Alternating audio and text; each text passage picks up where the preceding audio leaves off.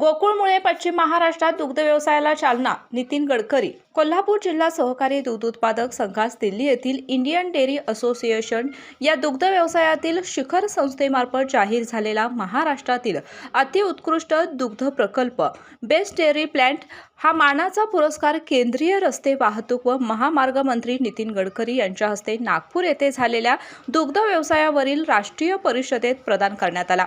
गोकुळचे chairman Arun Dongale व कार्यकारी संचालक योगेश गोडबोले यांनी हा पुरस्कार स्वीकारला।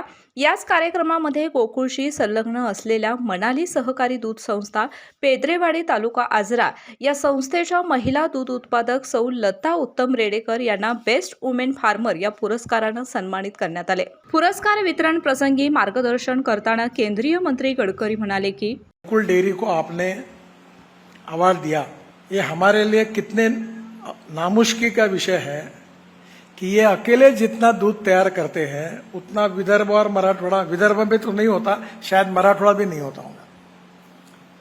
कोल्हापुर, सांगली, सातारा और पूरे जिला बहुत अच्छा काम करते हैं। वहाँ 5-7 डेयरी अच्छी है, 20 लाख लीटर दूध है इनका। यावेळी गोकुळचे चेअरमन अरुण डोंगळे म्हणाले की गोकुळ दूध संघास मिळालेला हा पुरस्कार म्हणजे दूध उत्पादक, दूध संस्था, ग्राहक, वितरक, अधिकारी, कर्मचारी व सर्व संबंधित घटक यांच्या कष्टाचा सन्मान आहे। अशाच नवनवीन अपडेट पाहण्यासाठी आमच्या केके न्यूज चॅनेलला सबस्क्राइब करा।